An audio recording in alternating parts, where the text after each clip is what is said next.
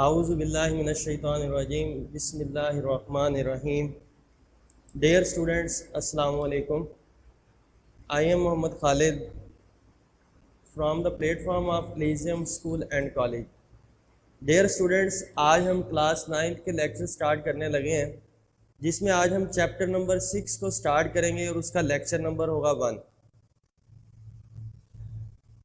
Chapter number 6 name है बेटा उसका अलजेब्रिक मैनिपुलेशन।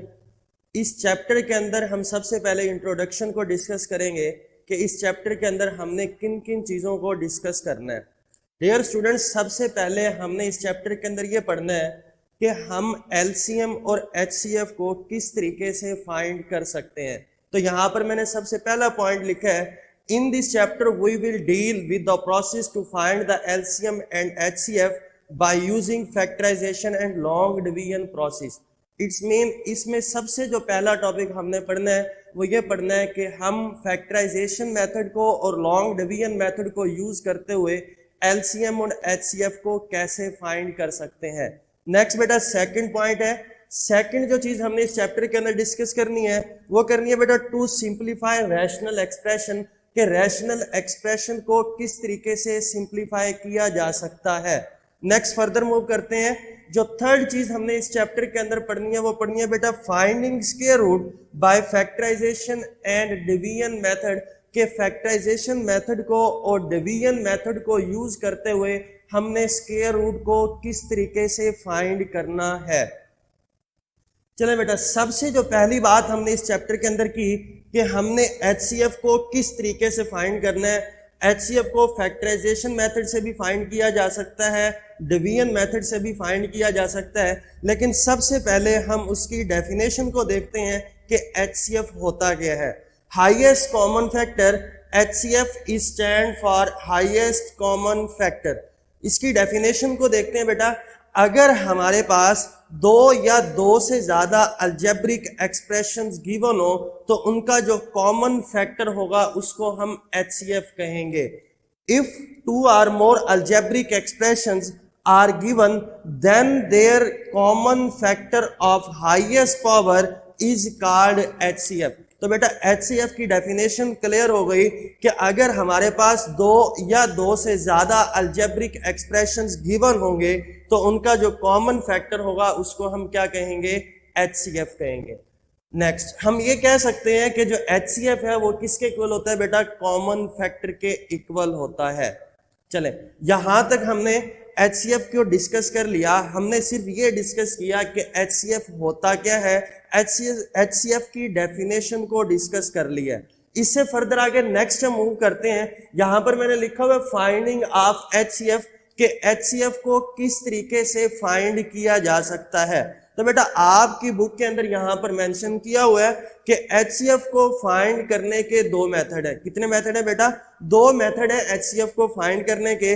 फर्स्ट जो मेथड है वो है फैक्टराइजेशन मेथड और जो सेकंड मेथड है वो है बाय डिवीजन मेथड। तो यहां तक दो बातें क्लियर हुई कि एचसीएफ होता क्या है। एचसीएफ किसके इक्वल होता है बेटा, कॉमन फैक्टर के इक्वल होता है। किसके इक्वल, कॉमन फैक्टर के। सेकंड जो हमने बात यहां पर डिस्कस की वो ये बात डिस्कस की कि एचसीएफ को फाइंड किस तरीके से किया जा सकता है। तो एचसीएफ को जो फाइंड किया जाता है वो दो मेथड से किया जाता है, एक होता है फैक्टराइजेशन मेथड और दूसरा मेथड जो होता है बेटा वो क्या होता है, डिवीजन मेथड होता है। नेक्स्ट हम मूव करते हैं लीस्ट कॉमन मल्टीपल की तरफ। लीस्ट कॉमन मल्टीपल जिसको हम क्या कहते हैं, LCM. LCM is stand for least common multiple. सबसे पहले हम लीस्ट कॉमन मल्टीपल की डेफिनेशन को डिस्कस करते हैं। तो बेटा लीस्ट कॉमन मल्टीपल की डेफिनेशन ये होती है कि अगर हमारे पास दो या दो से ज्यादा अलजेब्रिक एक्सप्रेशंस गिवन हो तो उनके कॉमन फैक्टर और अनकॉमन फैक्टर, क्या चीज बेटा, कॉमन फैक्टर भी और अनकॉमन फैक्टर का जो प्रोडक्ट होगा वो किसके इक्वल होगा, लीस्ट कॉमन मल्टीपल के। याद रखना है हमने एचसीएफ के अंदर जो बात की थी वो सिर्फ कॉमन फैक्टर की बात की थी। किसकी बात की थी, कॉमन फैक्टर की। लेकिन अब हम डिस्कस कर रहे हैं एलसीएम, लीस्ट कॉमन मल्टीपल। तो लीस्ट कॉमन मल्टीपल क्या होगा कि कॉमन फैक्टर और अनकॉमन फैक्टर दोनों का प्रोडक्ट होगा। डिस्कस करते हैं, यहां पर देखिएगा डेफिनेशन को, The least common multiple is the product of common factor together non common factor. क्या बेटा कि जो लीस्ट कॉमन मल्टीपल है वो क्या है, प्रोडक्ट है किसका, कॉमन फैक्टर का, किसके साथ, नॉन कॉमन फैक्टर के साथ। तो कॉमन फैक्टर का नॉन कॉमन फैक्टर के साथ जो प्रोडक्ट होगा वो क्या कहलाएगा, लीस्ट कॉमन मल्टीपल। सो हम कह सकते हैं कि जो एलसीएम होता है वो किसके इक्वल होता है, common factor multiplied by uncommon factor. Next बेटा हम डिस्कस करते हैं कि जिस तरीके से हमने कहा कि हम एचसीएफ को किस तरीके से फाइंड करते हैं, यहां पर अब हम डिस्कस करेंगे कि एलसीएम को हम किस तरीके से फाइंड कर सकते हैं, फाइंडिंग ऑफ एलसीएम।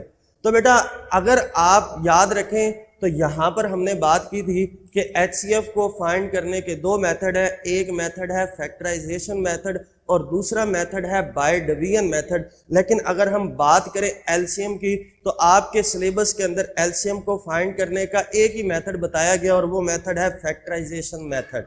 तो यहां तक हमने अभी तक जो बातें डिस्कस की वो सिर्फ इस चैप्टर का इंट्रोडक्शन किया कि इंट्रोडक्शन के अंदर हमने इस चैप्टर में कहा कि हमने सबसे पहली बात ये पढ़नी है कि एलसीएम और एचसीएफ को फैक्टराइजेशन मेथड और लॉन्ग डिवीजन मेथड को यूज करते हुए किस तरीके से फाइंड किया जा सकता है। दूसरी बात हमने जो पढ़ी वो पढ़ी बेटा कि हमने रैशनल एक्सप्रेशन को किस तरीके से सिंप्लीफाई करना है। तीसरी बात हमने पढ़ी कि स्क्वायर रूट को लॉन्ग डिवीजन मेथड से और फैक्टराइजेशन मेथड से किस तरीके से सिंप्लीफाई या फाइंड आउट किया जा सकता है। उसके बाद हमने एचसीएफ की डेफिनेशन को भी डिस्कस किया, एचसीएफ को फाइंड करने के मेथड भी डिस्कस किए। उसके बाद नेक्स्ट हमने एलसीएम की डेफिनेशन को डिस्कस किया, एलसीएम को फाइंड करने के मेथड को भी डिस्कस कर लिया। नेक्स्ट अब हम मूव करते हैं फर्दर एक्सरसाइज की तरफ। अगर हम एक्सरसाइज 6.1 पर आए तो उसमें देखें तो सबसे जो पहला क्वेश्चन है वो है फाइंडिंग द एचसीएफ। एक बात बेटा याद रखनी है कि आज के टॉपिक के अंदर हमने जो क्वेश्चन करने हैं उसमें हमने सिर्फ और सिर्फ एचसीएफ एंड एलसीएम दोनों को फाइंड करना है, किस मेथड से, फैक्टराइजेशन मेथड से। लॉन्ग डिवीजन मेथड या डिवीजन मेथड जो है उसको हम आज डिस्कस नहीं करेंगे, उसको हम नेक्स्ट लेक्चर के अंदर डिस्कस करेंगे। तो आए बेटा अगर एक्सरसाइज की तरफ मूव करते हैं, एक्सरसाइज 6.1 है, उसमें क्वेश्चन नंबर 1 है हमारे पास कि फाइंड द एचसीएफ। यहां पर अलजेब्रिक एक्सप्रेशन 39x की पावर 7 y की पावर 3z एंड 91x की पावर 5 y की पावर 6 z की पावर 7, ये हमारे पास क्वेश्चन की स्टेटमेंट है। हमने एचसीएफ को फाइंड करना है किस मेथड से, फैक्टराइजेशन के मेथड से। आपके पास हम इस 39x की पावर 7 y की पावर 3z और दूसरा जो है वो क्या है 91x की पावर 5 y की पावर 6 z की पावर 7, इन दोनों की हम फैक्टराइजेशन करते हैं। बेटा गौर से देखिएगा कि 39 को हम लिख सकते हैं 13 मल्टीप्लाइड बाय 3, इसी तरीके से 91 को लिख सकते हैं 13 मल्टीप्लाइड बाय 7। 13 3s आर 39 होता है और 13 7s आर 91। नेक्स्ट बेटा यहां पर केयरफुली यहां पर नोट करना है, यहां पर जो x की पावर 7 है, यहां पर जो रेड लाइन से मैं बोल्ड कर रहा हूं, यहां पर x की पावर 7 है, यहां पर x की पावर क्या है बेटा 5। तो जो मिनिमम पावर है वो कितनी है बेटा 5। तो इस x की पावर 7 को हम पार्ट्स में ये स्प्लिट करके लिखेंगे x की पावर 5 मल्टीप्लाइड बाय x की पावर 2। तो मेरे कहने का मतलब ये था कि अगर वेरिएबल x हो, अगर वेरिएबल y हो, अगर वेरिएबल z हो, उन दोनों में आपने देखना है कि जिसकी पावर मिनिमम होगी तो मैक्सिमम पावर को उस मिनिमम पावर की फॉर्म में कन्वर्ट कर लेना है। जैसे कि यहाँ पर x की पावर 5 थी, यहाँ पर x की पावर 7 थी, तो जो मैक्सिमम पावर थी 7 उसको मैंने कन्वर्ट कर लिया मिनिमम पावर की फॉर्म में, वो क्या है x की पावर 5। तो मैंने x की पावर 7 को लिखा x की पावर 5 मल्टीप्लाइड बाय x की पावर 2। चलो जी नेक्स्ट मूव करते हैं। नेक्स्ट जो टर्म है वो है y की पावर 3, यहां पर क्या है y की पावर 6। तो जो मैक्सिमम पावर है वो है 6, तो मैं इस 6 को कन्वर्ट करूंगा मिनिमम पावर की फॉर्म में, तो y की पावर 6 को मैं लिख सकता हूं y की पावर 3 मल्टीप्लाइड बाय y की पावर 3। नेक्स्ट बेटा यहां पर z है, यहां पर z की पावर 7 है, तो जो मैक्सिमम पावर है वो है 7 और जो मिनिमम पावर है वो है 1। तो हम मैक्सिमम पावर को मिनिमम पावर की फॉर्म में कन्वर्ट करेंगे, तो z की पावर 7 को मैं लिख सकता हूं z मल्टीप्लाइड बाय z की पावर 6। अभी तक हमने क्या किया, इन दोनों को फैक्टराइज किया। हमने फाइंड करना है एचसीएफ। हम लिखते हैं, हमें पता है कि we know that HCF is equal to common factor के। जो HCF होता है वो किसके इक्वल होता है बेटा? कॉमन फैक्टर के। इन दोनों की फैक्टराइजेशन के अंदर हम देखते हैं कि कॉमन फैक्टर कौन से होंगे। जो भी फैक्टर कॉमन आ रहे हैं मैं उनको रेड लाइन से शो कर रहा हूं। बेटा आप देखेंगे यहां पर इसकी फैक्टराइजेशन में भी 13 कॉमन है, इसकी फैक्टराइजेशन के अंदर भी 13 कॉमन है। 3 और 7 दोनों अनकॉमन फैक्टर हैं। नेक्स्ट बेटा देखें, यहां पर x की पावर 5 कॉमन है, यहां पर भी x की पावर 5 है, तो x की जो पावर 5 है वो दोनों के अंदर कॉमन आ रही है, x की पावर 2 जो है वो कॉमन नहीं आ रही। नेक्स्ट देखें बेटा, y की पावर 3, यहां पर भी y की पावर 3, यहां पर z है, यहां पर भी z है। तो मैंने रेड लाइन से इनको शो कर दिया। जो कॉमन फैक्टर आ रहे हैं वो कौन से आ रहे हैं बेटा? 13, x की पावर 5, y की पावर 3, z। तो मैंने यहां पर कॉमन फैक्टर लिख दिया 13, x की पावर 5, y की पावर 3, z। ये हमारा क्या होगा बेटा? HCF होगा। इसी तरीके से आपके पास क्वेश्चन नंबर 1 का पार्ट सेकंड होगा, वो आप लोगों ने खुद करना है। इसी तरीके से यही मेथड अडॉप्ट होना है वहां पर। नेक्स्ट हम करते हैं क्वेश्चन नंबर 2। क्वेश्चन नंबर 2 में भी यही बात उसने किया कि find the HCF by factorization. दो या दो से ज्यादा अलजेब्रिक एक्सप्रेशन गिवन हो सकते हैं, आपने उनका HCF फाइंड करना है। किस मेथड को यूज करते हुए? फैक्टराइजेशन मेथड को यूज करते हुए। बेटा क्वेश्चन की स्टेटमेंट देखिएगा, x square plus 5x plus 6, x square minus 4x minus 12। एक अलजेब्रिक एक्सप्रेशन ये है, दूसरा अलजेब्रिक एक्सप्रेशन ये है। हम 1 बाय 1 इन दोनों की फैक्टराइजेशन करेंगे। X square plus 5x plus 6, तो फैक्टराइजेशन आप चैप्टर नंबर 5 के अंदर डिटेल में डिस्कस कर चुके हैं। बेटा x square plus 5x plus 6, यहां पर जो एक्स स्क्वायर का कोफिशिएंट है वो है 1, यहां पर जो कांस्टेंट टर्म है वो है 6। 6 को 1 से मल्टीप्लाई करेंगे 6 आएगा, यहां पर प्लस का 5 है। तो हम ऐसे कोई भी दो नंबर ढूंढेंगे जिनको ऐड या सब्ट्रैक्ट करें तो प्लस का 5 आए और मल्टीप्लाई करें तो प्लस का 6 आए। तो बेटा वो है 3 और 2। अगर हम 3 में 2 ऐड करें तो आंसर 5 आता है और 3 को 2 से मल्टीप्लाई करें तो आंसर 6 आता है। तो बेटा इसकी फैक्टराइजेशन करेंगे, हम लिखेंगे x square plus 3x plus 2x plus 6। अब अगर हम इन दोनों टर्म्स के अंदर देखें तो कॉमन जो आता है वो क्या आता है? x। हमने x को कॉमन लिया तो अंदर रह गया x प्लस 3, ये प्लस था, यहां पर भी प्लस लगाया। इन दोनों टर्म के अंदर कॉमन क्या आता है? 2। 2 को कॉमन लिया x और 2 3 जार 6, तो यहां पर भी क्या आ गया? 3। तो इसकी फैक्टराइजेशन हुई तो ये बना x प्लस 2 और x प्लस 3। x प्लस 2 और x प्लस 3 क्या है? फैक्टर है किसके? X square plus 5x plus 6 के। नेक्स्ट बेटा सेकंड अलजेब्रिक एक्सप्रेशन जो था वो क्या था? X square minus 4x minus 12। इसको बेटा यहां पर देखें, x square minus 4x minus 12, इसकी फैक्टराइजेशन करते हैं। एक्स स्क्वायर का कोफिशिएंट देखें वो क्या है बेटा? 1।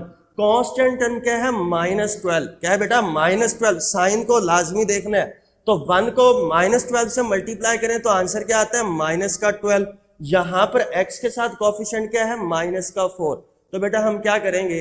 दो ऐसे नंबर ढूंढेंगे जिनको अगर हम मल्टीप्लाई करें तो माइनस का 12 आए और उनको अगर हम ऐड या सब्ट्रैक्ट करें तो आंसर माइनस का 4 आए। तो बेटा मेरे पास दो नंबर हैं, माइनस 6 और प्लस 2। माइनस 6 प्लस 2 दोनों को ऐड करें तो आंसर आता है माइनस का 4, और माइनस 6 को प्लस 2 से मल्टीप्लाई करें तो आंसर आता है माइनस का 12। दोनों की फैक्टर बनाए, x square minus 6x plus 2x minus 12। तो बेटा यहां पर इन दोनों टर्म्स में से कॉमन क्या आता है? x। x को कॉमन लिया तो अंदर क्या रह गया? x minus 6। ये प्लस था तो यहां पर भी प्लस लगाया। इन दोनों टर्म में, ये जो नेक्स्ट वाली दो टर्म है, इन दोनों टर्म में कॉमन क्या आता है? 2। 2 को मैंने कॉमन लिया तो अंदर क्या बचा? x minus 6। तो x प्लस 2 और x माइनस 6 जो है वो फैक्टर है बेटा किसके? X square minus 4x minus 12 के। हमने दोनों अलजेब्रिक एक्सप्रेशन की फैक्टराइजेशन कर ली है, हमने फाइंड करना है HCF। तो हमें पता है कि जो HCF है वो इक्वल होता है कॉमन फैक्टर के। दोनों की फैक्टराइजेशन के अंदर अगर हम देखें तो दोनों की फैक्टराइजेशन के अंदर जो कॉमन फैक्टर आता है बेटा वो कौन सा आता है? x plus 2। यहां पर भी क्या है बेटा? x plus 2। यहां पर x प्लस 3 है लेकिन यहां पर x प्लस 3 नहीं है, इसका मतलब ये कॉमन नहीं है। यहां पर x माइनस 6 है लेकिन यहां पर x माइनस 6 मौजूद नहीं है, तो इसका मतलब ये भी कॉमन नहीं है। कॉमन क्या होगा? जो दोनों के फैक्टर के अंदर मौजूद होगा। तो यहां पर भी x प्लस 2 है, यहां पर भी x प्लस 2 है, तो दोनों की फैक्टराइजेशन करने के बाद हमने ये देखा कि दोनों के जो फैक्टर कॉमन आ रहा है वो सिर्फ x प्लस 2 है। तो बेटा जो HCF होगा वो क्या होगा? x plus 2। चलें बेटा नेक्स्ट, आपकी बुक के अंदर क्वेश्चन नंबर 3 होगा। क्वेश्चन नंबर 3 भी HCF से रिलेटेड है, लेकिन वहां पर उन्होंने मेंशन किया हुआ कि आपने HCF फाइंड करना है बाय डिवीजन मेथड। और ये बात मैं पहले ही मेंशन कर चुका हूं कि डिवीजन मेथड से HCF को फाइंड करने का जो मेथड है उसको हम नेक्स्ट लेक्चर के अंदर डिस्कस करेंगे। नेक्स्ट हम मूव करते हैं क्वेश्चन नंबर 4 की तरफ। क्वेश्चन नंबर 4 में जो बात उसने डिस्कस की हुई है वो है LCM की। क्या बेटा? एलसीएम, कि आपने एलसीएम फाइंड करना है। एलसीएम हम पहले से पढ़ चुके हैं। क्या होता है बेटा एलसीएम? के कॉमन फैक्टर का नॉन कॉमन फैक्टर के साथ जो प्रोडक्ट होगा वो क्या होगा बेटा? एलसीएम होगा। क्वेश्चन की स्टेटमेंट देखिएगा। क्वेश्चन नंबर 1 के पार्ट फर्स्ट की और क्वेश्चन नंबर 4 के पार्ट फर्स्ट की जो स्टेटमेंट है वो दोनों की सेम है। डिफरेंस सिर्फ इतना है कि वहां पर आपने HCF फाइंड करना था, यहां पर आपने एलसीएम फाइंड करना है। क्वेश्चन है 39 x की पावर 7 y की पावर 3 z एंड 91 x की पावर 5 y की पावर 6 z की पावर 7। हमने 39 x की पावर 7 y की पावर 3 z इसके फैक्टर बनाए सेम उसी तरीके से जिस तरीके से क्वेश्चन नंबर 1 के फर्स्ट पार्ट में किया था कि वेरिएबल की पावर को देखना है, जो एक पावर मैक्सिमम में होगी एक पावर मिनिमम में होगी।